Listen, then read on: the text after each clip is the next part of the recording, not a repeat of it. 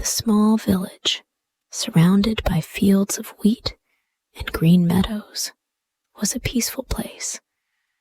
The houses were simple, made of wood and stone, with the scent of fresh earth and grass in the air. The villagers were hard-working people who lived off the land. Everything was calm and steady, just the way the sisters liked it. At least, Lily did. Rose, on the other hand, often dreamed of something more. Lily, the older of the two sisters, had a quiet strength to her. She was 18 and already shouldering much of the responsibility in their home. Her long brown hair was always neatly tied back in a braid, a symbol of how well she kept everything in order. She had an innate calmness, one that made her reliable and always in control. Lily's eyes were sharp, and her movements were purposeful, whether she was tending the garden or cooking dinner.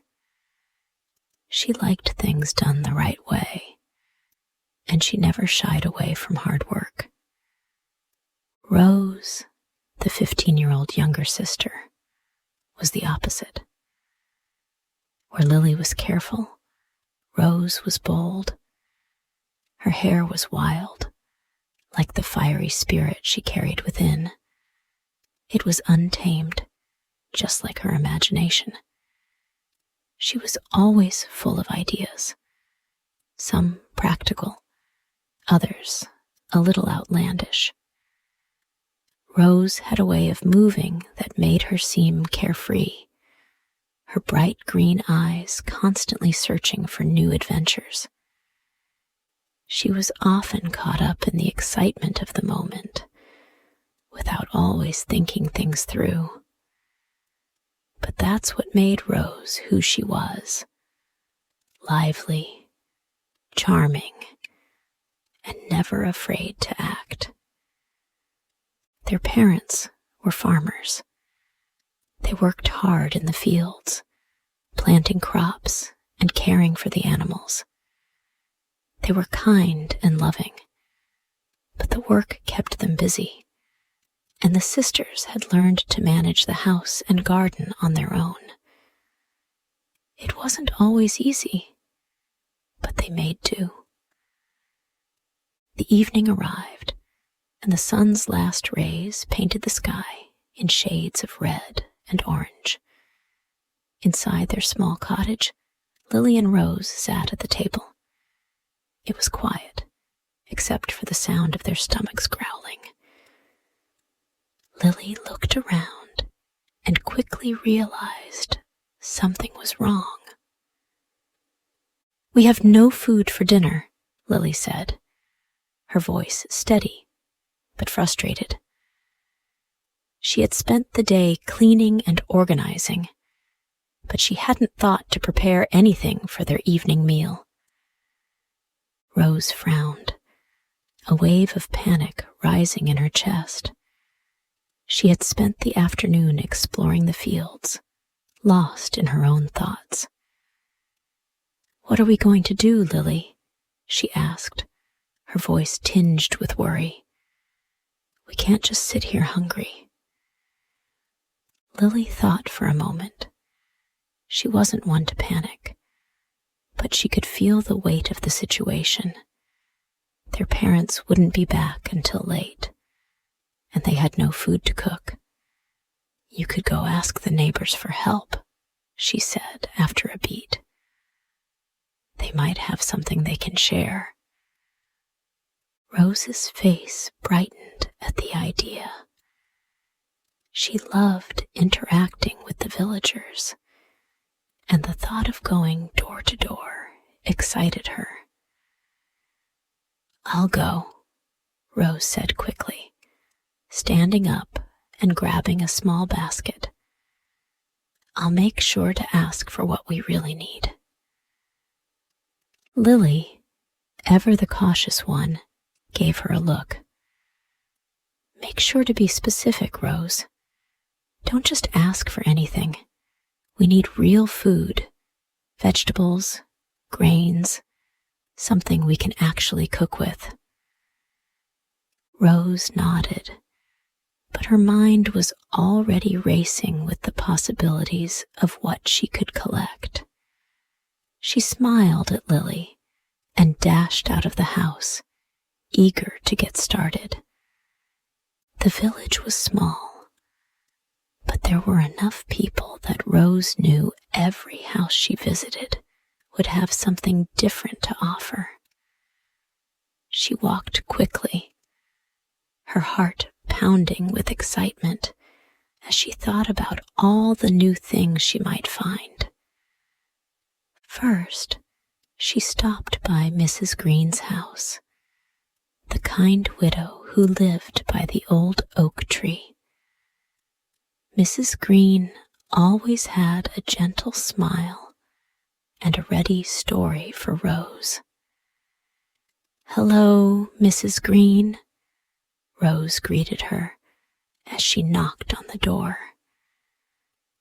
Mrs. Green opened the door, her wrinkled face softening at the sight of the young girl. "Well, hello, Rose. What brings you here today?" Rose hesitated for a moment, then spoke confidently. "Can I have a handful of food?" she asked, repeating Lily's request, though not quite understanding what it really meant.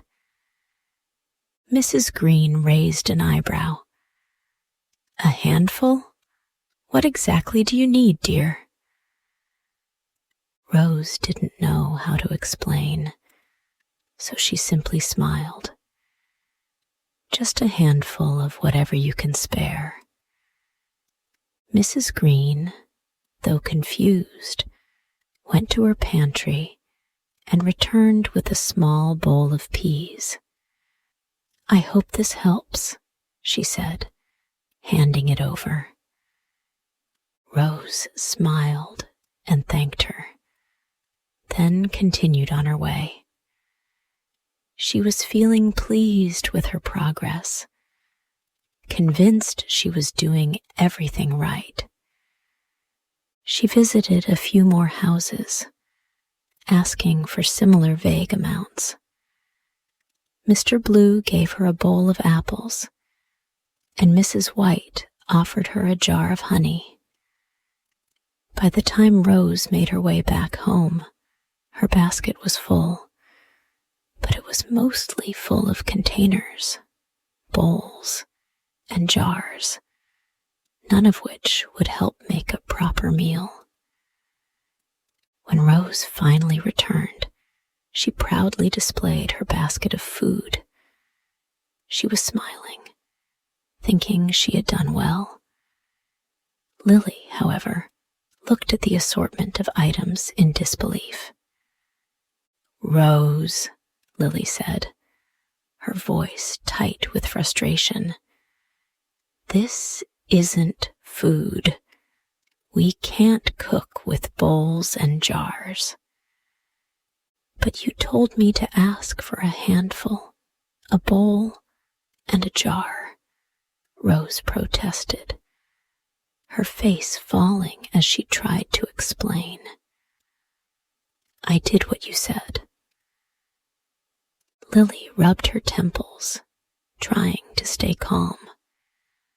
"I meant for you to ask for actual food, vegetables, grains, things we can cook with. You didn't listen." Rose felt a sting in her chest, but she couldn't deny that she had misunderstood. She had wanted to help, but now it seemed like everything was a mess. "I'm sorry, Lily. I thought I was doing the right thing." Lily sighed deeply, looking at the basket in front of her. "I'm going to give you a task tomorrow. It will help you learn responsibility." Rose nodded, feeling guilty, but also determined to make things right. The next morning, Lily decided to take a more hands-on approach to teaching Rose responsibility. "You're going to help me with the garden today," she said firmly. "We need to pull the weeds, trim the plants, and make sure everything is watered properly." Rose wasn't excited about the task. She'd rather have been exploring the woods or climbing trees, but she didn't want to disappoint Lily again. So she followed her older sister to the garden. The garden was a beautiful, bustling place with rows of vegetables and flowers. Lily gave Rose simple instructions.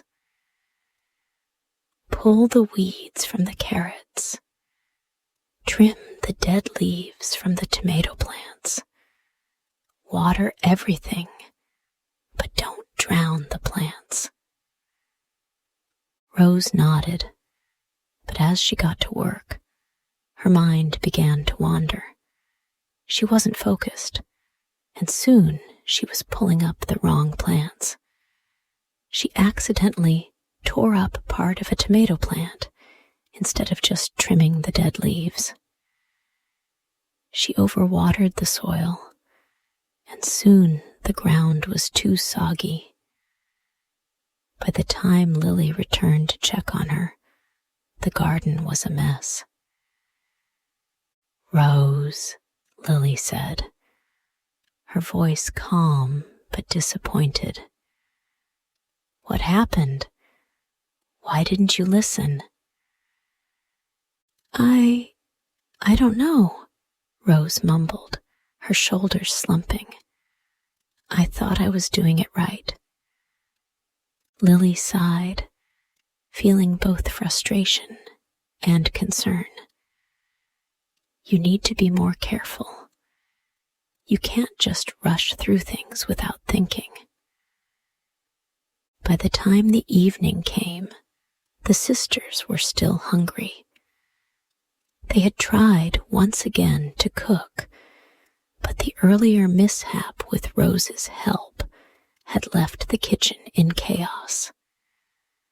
The kitchen smelled like burnt food, and the pots and pans lay scattered around, looking defeated. Lily looked at the mess, taking a deep breath. "This is not working, Rose. We're going to have to ask for help." Rose stood still, her hands on her hips, feeling frustrated with herself. She didn't understand what had gone wrong. She had really wanted to contribute, but every time she tried, something went wrong. "I'm sorry, Lily," she said softly, her face downcast. "I just wanted to help." Lily's eyes softened when she looked at her sister. She could see the disappointment in Rose's face. "It's not your fault, Rose. You were trying to help, and I know you want to learn. But we need someone who knows how to cook." Rose nodded. "Maybe Granny Gwen can help us." Granny Gwen was the village elder, known for her skills in cooking and gardening. She had been the one to teach many of the villagers how to grow their own food and prepare it. Lily knew that Granny Gwen would have the answers they needed. The next morning, Lily and Rose set out to visit Granny Gwen. Her house was at the edge of the village, a little farther away than most of the homes, but not too far. It was a cozy cottage, covered in ivy and surrounded by an overgrown garden full of vegetables, herbs, and flowers. The scent of fresh herbs and baked bread wafted in the air as they approached. Granny Gwen was sitting on her front porch, knitting a scarf. Her face was lined with age, but her smile was kind, and her eyes sparkled with wisdom.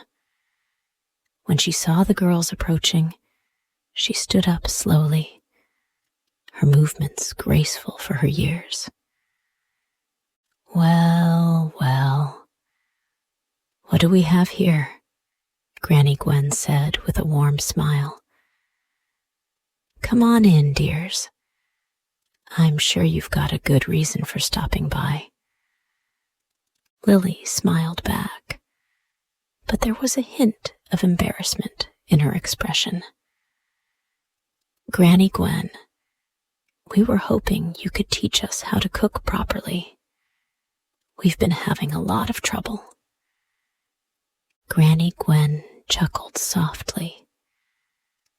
"Cooking can be tricky if you don't know the basics, but don't worry, we'll fix that right up." Rose looked at Granny Gwen with wide eyes. "I really want to learn. I can't wait to cook something delicious." Granny Gwen led them into her kitchen, which smelled of fresh bread and stews. The counters were lined with jars of dried herbs, and the shelves were filled with baskets of vegetables. It was clear that this was a woman who knew her way around the kitchen. "First things first," Granny Gwen said, as she set down her knitting and rolled up her sleeves. "Let's learn how to make a simple vegetable stew. It's easy, and you can use whatever you have growing in your garden." Lily and Rose watched closely as Granny Gwen chopped carrots, potatoes, and onions, tossing them into a pot. She added a handful of herbs and spices, stirring them in carefully. Rose couldn't help but be fascinated by how Granny Gwen moved with such skill and confidence. Granny Gwen turned to Rose, who was watching intently. "You see, dear, cooking is about patience. You have to take your time. Be mindful of what you're doing. It's not just about throwing things together. It's about understanding how the ingredients work together." Rose nodded, her eyes wide with wonder. "I never knew cooking could be like this. It seems like an art." Lily smiled at Rose's excitement. It was good to see her interested in something other than just running around or exploring. "Thank you, Granny Gwen," Lily said. "We're really grateful." Granny Gwen smiled and patted Rose on the shoulder. "You're welcome, my dear. Cooking is a skill, and with practice, you'll get better at it. But don't rush.